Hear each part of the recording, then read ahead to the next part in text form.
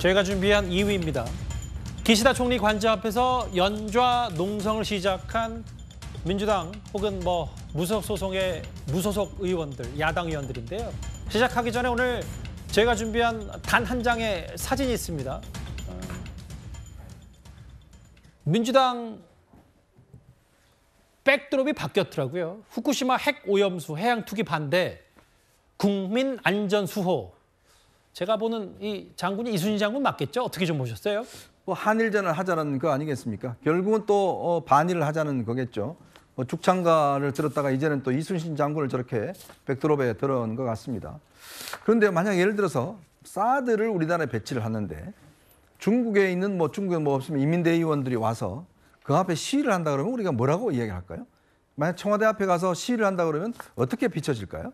마찬가지죠. 지금 이 문제와 관련해서 어제 그로시 사무총장이 왔는데 제대로 따지지도 못했어요. 자, 그래서 이제 일본 총리 공관 가서 11명의 의원들이 가서 연좌농성을 한다? 뭘 주장을 할 겁니까? 하지 말라는 주장을 할 거잖아요. 근데 과연 그게 지금 국회의원으로서 해야 될 일인 것인지, 또 이건 국제적인 외교 관계가 있는 거 아니겠습니까? 이미 지난번에도 그 의원단이 갔다가 정말 현장에 가보지도 못하고 오는 그런 수모를 당했잖아요. 그러니까 정말 이게 외교 관례에도 없을 무례한 일일 뿐더러 더군다나 국격에도 맞지 않다, 이런 지적을 할 수가 있을 것 같습니다. 말씀하셨던 오늘 국내에서는 이 백드롭 뒤에 현수막이 이순신 장군이 걸려 있고 민주당과 무소속 의원 등 야당 의원 10여 명으로 구성된 일본 오염수 저지 국회의원단이 오늘 도쿄에 도착을 했습니다. 기시다 총리 관저 앞에서 집회를 열었는데 현장 목소리 잠시 한번 보고 오겠습니다. 일본 현지의 정치인 그리고 어민단체, 전문가, 시민단체와 만나 후쿠시마 원전 오염수 방류 저지와 관련된 연대투쟁을 강화하고 전 세계 언론을 통해서 대한민국의 후쿠시마 핵 오염수 반대 여론을 알리는 데 그 목적이 있습니다. 안전성이 담보될 때까지 그에 대한 방류를 저지하고 국제 공조를 통해 후쿠시마 핵 오염수 해양 투기 저지가 저지될 수 있도록 최선을 다하고 돌아오겠습니다. 일본 정부는 즉각 처리하라! 처리하라! 처리하라! 처리하라! 일본 정부의 핵 오염수 해양 투기 세계인이 반대한다! 반대한다! 반대한다! 반대한다! 저게 오늘 오후 기시다 총리 관저 앞에서의 영상입니다. 현장 화면이고요. 오늘 일본이 정말 무척 더웠다고 하더라고요. 그래서 일단 일본 현지 낮 기온도 꽤 높았고 지금 박범계 의원을 비롯해서 양이원영 의원이 파란색 티셔츠를 입고 기시다 총리 관저 앞에서 저렇게 집회를 열고 연좌 농성을 벌였습니다. 오늘 기시다 총리는 오늘은 관저에 있고 내일 아마 나토 정상회의에 참석하기 위해 떠나는 걸로 알려졌고요. 오늘 저기 보면 일부 일본의 시민단체나 혹은 시민들이 우리 야당의 의원 후쿠시마 오염수 반대 집회에 항의하는 또 반대 맞불 저런 또 행동도 벌여서 여러 언론 취재도 좀 있었고요. 꽤 일촉즉발의 상황도 좀 있었던 것 같습니다. 설정 변호사님. 네. 이번에 이런 항의 방일이 첫 번째는 아니었고 당시에도 빈손 아니었냐 이런 비판이 있었기 때문에 오늘 기시다 총리 관저 앞에서 하는 항의 집회는 어떻게 좀 보셨어요? 저는 잘했다고 봐요.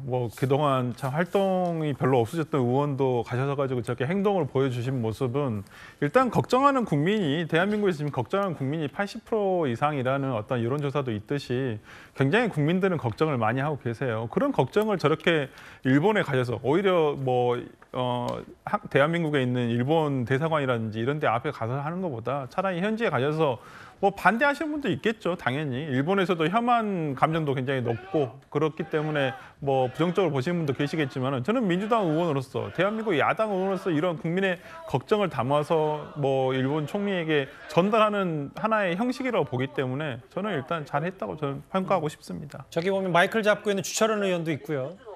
TF 단장이 위성곤 의원, 박범계 의원, 양이원영 의원. 저긴 지금 현장에서는 딱 보이지 않는데 여기 같이 일본행 비행기에 무소속의 윤미향 의원도 같이 갔으니까 11명 정도 되고 어민들 한 4명, 4분 정도 대표로 해서 저렇게 참석을 했다. 현장이 좀 혼란스러운 상황도 좀 현장으로 만나보고 있는데요. 일단은 오늘 이 방일단이 기시다 총리 관저 앞에 집회를 하고 내일은 원전에 반대하는 일본 의원들과 면담을 하고 모레는 또 저지를 위한 도보 행진을 하겠다. 뭐 이런 얘기입니다. 안민석 의원의 아직 모습 보이지 않고 있는데 현장에 보면 제가 설명을 드릴게요. 다음 화면을 보겠습니다. 네, 윤기찬 변호사님.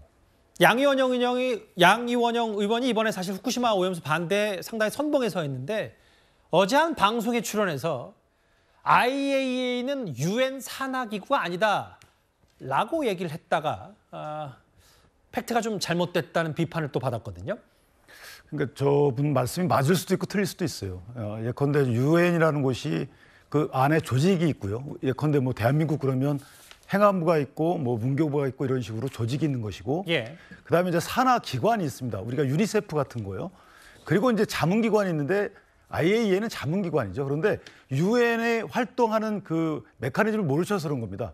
유엔이라는 것은 유엔 헌장에 따라서 조직체가 사람들이 많지 않기 때문에 주로 자문기구를 이용해서 일을 합니다. 예컨대 유엔 헌장에 따라서 설립이 된 것이고 자민국인 IAEA를 통해서 일을 하는 거라서 사실은 산하 독립기구라고 평가해도 무방한 것이고 오히려 그렇게 보는 것이 기능적인 측면에서는 맞는 얘기예요.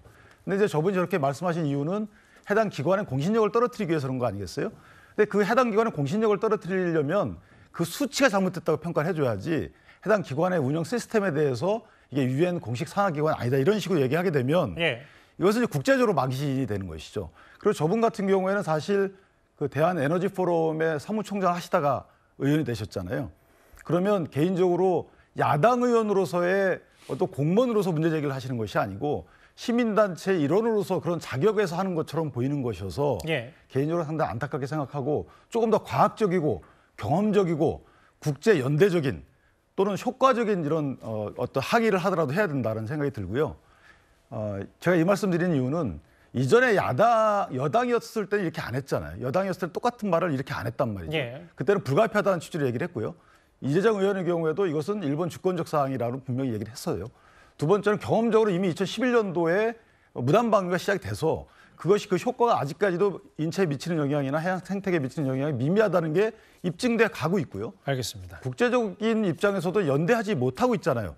그리고 마지막으로 이렇게 하셔서 만약에 무단 방류를 이 방류를 막을 수 있다면 그 우리나라 정부는 왜 안 하겠습니까? 막을 수 없기 때문에 그러면 과학적으로 국제 안전 기준에 맞는 수치에 부합하는 방류를 해라. 이런 식의 국제적인 어떤 연대가 있었던 것이거든요. 이 모든 것들을 다 흐트러뜨리는 시민 단체적인 행동이다. 이렇게 생각합니다. 그 SNS에 양이원영 의원 SNS에 누리꾼들이 팩트 틀렸다라고 하니까 이런 거 신경 쓸 시간에 국제원자력기구 깡통 보고서 검증에 공들여라 이렇게 양이 의원이 맞받아치기도 했네요.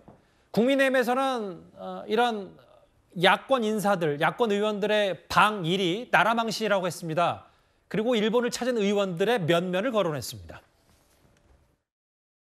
민주당이 당리 당략 때문에 국제적 망신을 자처하며 장기적으로 국익을 해치고 있으니 한심하기 거지없습니다.